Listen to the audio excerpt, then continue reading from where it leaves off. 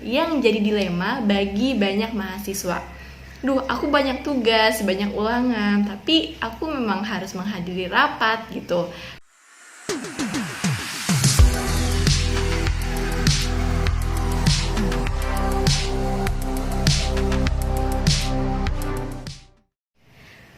Halo, oke. Nah, berikutnya kita akan belajar tentang stress management. Oke, apa sih stress management gitu?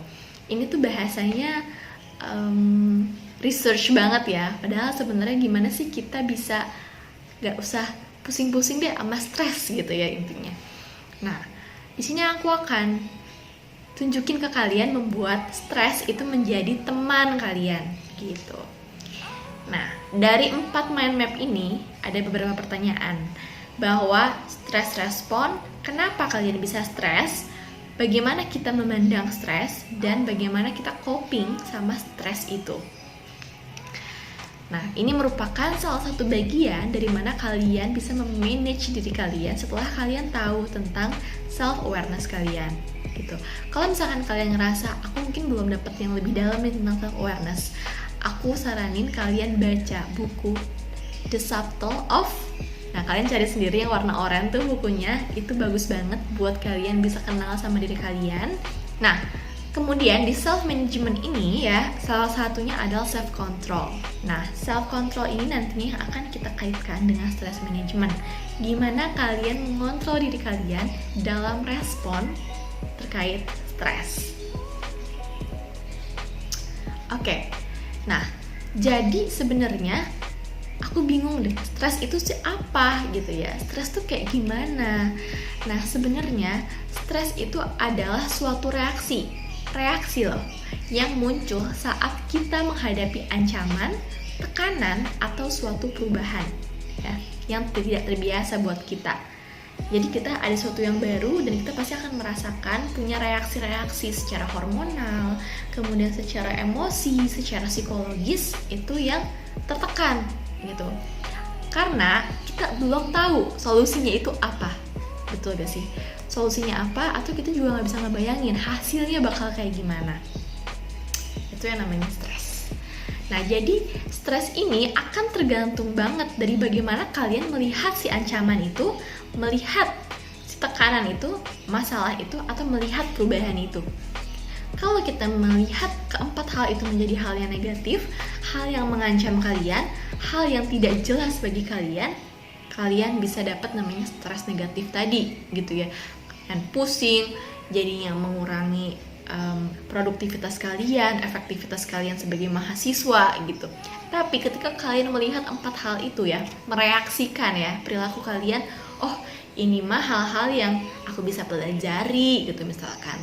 Ini mah tinggal nanti aku sharing aja sama orang lain. Tenang aja, tenang ketika menghadapin itu. Aku jamin kalian akan mudah terlatih gitu untuk menghadapi yang namanya stres tadi gitu. Jadi stres itu nggak selamanya buruk ya bahasanya. Jadi ketika kalian tahu itu menjadi hal yang negatif, kalian akan belajar bagaimana aku mengontrol hal itu supaya lebih positif dan supaya lebih produktif buat aku selesaikan. Nah, di sini jadi ada self management ya, salah satu slide-nya bagaimana kalian bisa mengelola fisik kalian dengan contohnya di sini lebih baik dalam mengelola nafas, terus tidur, sehari-hari exercise dan juga socialize sama orang-orang lain. Di sini ada Study of Stress by Kelly McDonald tentang the upside of stress. Ini salah satu video di TED, kalian juga bisa tonton. Aku senang banget sama profesor ini, karena dia benar-benar memandang stres sebagai sesuatu yang aku salah selama ini gitu. Dia bilang dia salah selama ini kalau dia tuh bilang ke orang-orang jangan stres gitu, karena stres bisa membuat kamu tuh gak sehat secara fisik gitu. Tapi ketika orang-orang berpikir seperti itu, maka mereka akan cenderung menerima respon atau menerima mindset, iya stres itu gak baik, stres itu akan jahat dan akan bla bla bla bla bla dan akan membuat kita tidak sehat. Padahal stres itu menjadi teman kalian dan itu akan membuat kesehatan kalian lebih baik lagi Karena semakin banyak orang menghadapi challenge ya, akan semakin banyak dia berpikir dan juga menyelesaikan masalah, maka akan lebih sehat juga gitu secara hormonnya. Nah, dalam studi ini dia nge-assess tentang bagaimana orang merasakan stres, sikap mereka terhadap stres, dan juga korelasi antara kematian dan dua hal tadi gitu. Hasilnya gimana nih? Ternyata hasilnya, the people most likely to die, orang-orang yang istilahnya kayak cepet meninggal gitu, adalah mereka yang stres, yang lebih stres. Karena mereka percaya bahwa stres itu tidak baik atau jahat buat kesehatan mereka. Sementara orang-orang yang sebenarnya dia juga stres gitu, nah tapi dia itu nggak berpikir bahwa stres itu berpengaruh buruk terhadap diri dia. Oke, jadi ini menarik banget sih penelitiannya. Ternyata mindset itu se-powerful itu dalam kita punya dampak ya terhadap diri kita sendiri maupun terhadap lingkungan. Nah, di sini ada mindset yang kemudian untuk stres. Yang pertama itu adalah stres ini baik untuk nge-prepare kita, menyiapkan kita dalam bertindak. Dan yang kedua adalah untuk bersosialisasi gitu. Nah, kenapa ini baik dalam menyiapkan kita untuk bertindak? Yang pertama adalah the harmful part of stress is a restriction of blood vessels gitu. Jadi ketika kita stres ya, ada proses itu di dalam otak kita gitu. Nah, itu akan mengganggu tuh si peredaran darah yang ada dalam tubuh kita. Dan ini mengasosiasikan kepada penyakit kardiovaskuler atau jantung. Nah, ketika people atau orang-orang melihat stres ini sebagai sesuatu yang positif, blood vessels mereka tuh nggak akan constrict, nggak akan terjepit gitu. Dan mereka akan merespon, tubuh kita akan merespon menjadi sesuatu yang lebih penuh dengan kebahagiaan gitu. Kayak misalkan ya, kalian ada yang suka makanan pedas, oke, gitu ya. Ada makanan pedas. Orang-orang yang gak suka makanan pedas akan melihat itu menjadi sesuatu yang negatif, yang kayak, aduh gitu kan, pedas nih kayaknya gue gak kuat deh gitu ya. Nah, ketika dia merespon seperti itu, udah tuh ngaruh ke tubuh dia. Lidah dia akan jadi kerasa lebih pedas ya. Kemudian juga dia gak berani buat nyobain pedas, akan panik dan sebagainya. Tapi buat orang-orang yang melihat pedas kayak oke deh gue coba dulu, atau gue seneng kok sama pedas, itu nggak prepare action dia dan ternyata dia bisa makan makanan pedas gitu. Ini salah satu case ya kalau misalkan tentang mindset. Tapi kalau misalkan kalian mau kaitin ya rasa pedas dengan biologis kalian yang emang gak cocok, itu juga beda faktor. Tapi ini tentang mindset dulu aja gitu. Jadi bagaimana kita melihat sesuatu itu bisa kita mundur dalam artian kita takut, kita aduh itu tuh sesuatu yang gak baik lah buat kita. Atau oke gak baik, tapi apa ya yang bisa diambil positifnya dari sini. Nah itulah contoh orang-orang yang berhasil membuat stres menjadi teman mereka. Nah yang kedua adalah stres ini bisa menjadi sahabat atau social life kalian gitu. Secara resiliensi, secara kalian bisa bertahan ya. Kenapa? Karena kita punya yang namanya oksitosin, betul? Oksitosin adalah neurohormon ya yang bisa mempengaruhi kita dalam memperkuat hubungan dengan orang lain dan kita bisa juga berteman. Nah, atau ini biasa disebut sebagai cuddle hormone. Nah, kenapa? Karena oksitosin ini akan merilis respon stres itu untuk membuat kita ngomong ke orang-orang di sekitar kita tentang apa yang sedang kita alami, sedang kita keluhkan gitu. Makanya banyak kan orang-orang yang ngeluh di Twitter gitu. Karena mereka tuh menganggap Twitter sebagai media sosial mereka karena mereka punya oksitosin tadi gitu. Beda sama orang-orang yang udah punya stres tapi didiemin aja. Sehingga makin lama kalau nggak di-share gitu ya, si respon-respon stres itu nggak aneh kalau suatu saat nanti seburuk-buruknya amit-amitnya akan jadi depresi. Nah itu sebenarnya. Jadi tolong kalian cari ya orang-orang di sekitar kalian yang bisa membantu kalian untuk merilis hormon-hormon stres tersebut. Nah, di sini juga oxytocin is also received in the heart ya, di jantung, untuk menguatkan, juga untuk nge-heal dan nge-protect, menjaga efek-efek samping dari stres yang sifatnya negatif tadi. Gitu. Nah, jadinya apa intinya? Result of stress itu, karena stres adalah reaksi.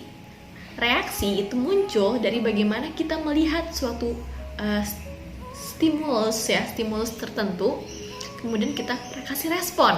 Oke, misalkan aku ngelihat kodok, aku takut, ya udah respon aku takut, aku akan lari atau aku akan menghindar.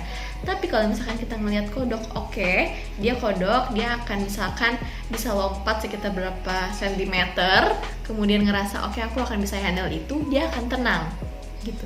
Jadi ada tentang bagaimana mindset kita. Ketika kita berpikir tentang stres menjadi manfaat dalam kita berperilaku, dalam kita berhubungan, dalam kita juga berpikir dan segala macam, maka itulah mindset kita.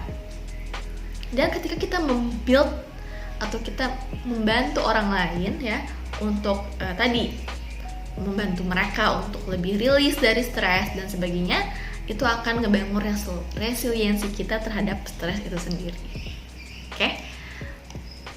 Itu jadi sebenarnya tentang stres, tentang mindset dulu deh. Kalian mau ngelihat stres tuh dari sisi yang mana nih gitu. Karena kalau misalkan kalian udah pusing banget gitu, oke, berarti saatnya kalian coping dengan reaksi-reaksi itu.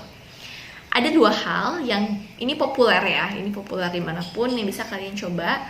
Fokusnya yang pertama adalah di problem dan yang kedua adalah di emosinya. Nah, maksudnya apa?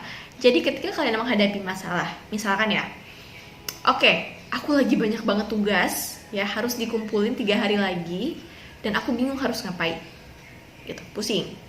Nah, ada 2 pertanyaan. Do I need to change my situation, or do I need to find a way to better cope with the situation? Jadi aku harus ngubah situasi supaya tugas yang gak dikumpulin 3 hari lagi, atau aku harus nyari cara supaya aku bisa lebih baik menghadapi pekerjaan dan deadline 3 hari tersebut, gitu misalkan. Dan ternyata ya, ini beda banget sesuai masalah kalian, sesuai juga karakteristik masing-masing, atau bisa aja dua-duanya dicampur gitu ya. Nah, emotion focus coping ini akan berfokus pada emosi kalian saat itu. Berarti kalau aku lagi pusing ketika banyak tugas, oke, gue nggak bisa ngerjain gitu ya. Kayak harus take a break dulu sekitar sejam, harus keluar dulu belanja kayak ke Superindo misalkan, atau ke jajan kayak di GoFood gitu ya, searching makanan gitu. Udah, aku rilis, aku lebih baik tuh untuk bisa fokus. Nah, kemudian yang kedua tentang apakah kita butuh mengubah situasi kita. Nah, ini situasi antara si hasilnya, deadline-nya, atau memang keadaan-keadaan yang bisa kita minimalisir. Misalkan kita punya rapat ya, sekitar ada 3-4 schedule gitu di dalam 3 hari tersebut, dan itu memakan waktu kita untuk mengerjakan tugas. Nah, ya udah kalau kayak gitu, oke, kayaknya aku orangnya memang kurang efektif nih kalau terlalu banyak multitasking. Sehingga aku butuh untuk izin dan bilang gitu ya kepada tim aku bahwa aku akan izin sekitar berapa jam, mungkin belum bisa menghadiri rapat, dan aku akan nantinya kembali lagi dan akan catch up dan apa yang harus aku lakukan. Nah, ini sebenarnya yang jadi dilema bagi banyak mahasiswa. Aku banyak tugas, banyak ulangan, tapi aku memang harus menghadiri rapat gitu. Kalau misalkan kondisinya bertabrakan seperti itu, kalian bikin skala prioritas gitu kan. Mana aja yang memang mendesak ya dan harus kalian selesaikan, mana aja yang memang bisa kalian tunda dulu ya, dan itu bisa kalian catch up di kesempatan berikutnya. Nah, ketika memang kalian dalam tahapan yang aku sepertinya harus izin nih ya kepada atasan aku atau tim aku, kalian harus sampein action plan-nya apa kalau misalkan kalian izin. Nah, kebanyakan orang-orang yang izin ya udah izin aja, tapi dia istilahnya mungkin bukan lari dari tanggung jawab ya, tapi seakan-akan memberikan kesan yang seperti itu. Nah, oleh karena itu kita harus pastikan bahwa kita bisa menawarkan bantuan lain, action plan lain ketika kita tidak sedang ada di tempat. Oke? Itulah hal yang memang perlu kalian pertimbangkan. Itu kalau misalkan change your situation. Nah, di sini ada beberapa pilihan kegiatan yang bisa kalian lakukan. Kalau emotion focus coping skill, kalian bisa ngelakuin exercise, bisa mandi, bisa ngomong sendiri ya di kaca, bisa meditasi. Ini untuk merilekskan pikiran-pikiran dan emosi kalian. Tapi kalau misalkan secara problem fokus, nah kalian ini bisa lakukan ya kayak sesimpel kalian juga minta bantuan ke orang lain gitu untuk menyelesaikan tugas kalian, itu juga bisa. Jadi pastikan kalian tahu nih kebutuhannya apa, kalian lagi dalam keluhan seperti apa, dan kalian tuh sedang pusingnya dalam keadaan yang kayak gimana. Apa kalian pusing secara emosional, atau ternyata udah dibuat juga secara emosional tapi tetap stres. Nah, berarti itu mungkin udah saatnya kalian merubah situasi-situasi tertentu yang berdampak pada penyelesaian kegiatan-kegiatan atau reaksi yang membuat kalian stres tadi gitu. Nah, itulah tadi beberapa tips dan juga pengertian dari stress management itu sendiri. Intinya kembali lagi, kalian perlu tekankan bahwa stress management adalah sesuatu yang bisa kalian kelola tentang menjadikan stres sebagai teman kalian atau bukan. Kemudian kalian bisa mulai dari mana mindset, yaitu tadi ya, melihat stres sebagai sesuatu yang jahat bagi tubuh kita atau menyehatkan. Yang kedua adalah tentang stres itu bermanfaat untuk bagaimana kita membangun hubungan sosial dengan orang lain. Dan yang terakhir secara teknik, bahwa kalian bisa approach coping dengan stres itu melalui dua cara, secara problem dan juga secara emotional focus coping. Nah, hal-hal itu yang bisa menjadi basic bagi kalian untuk berkehidupan nantinya sebagai mahasiswa. Dan cuma sebagai mahasiswa aja, tapi sebagai manusia yang sadar diri seutuhnya. Oke, jadi terima kasih banyak. Semoga kalian dari video ini justru nggak puas dan nggak cepet langsung paham. Dari sini kalian bisa searching, browsing, dan mengenali lebih dalam tentang diri kalian dan juga bagaimana mengelolanya lebih baik lagi. Sekian dari aku. Terima kasih. Apabila ada pertanyaan atau ingin kontak langsung, bisa lewat linkin aku di Amalia Fohanisa.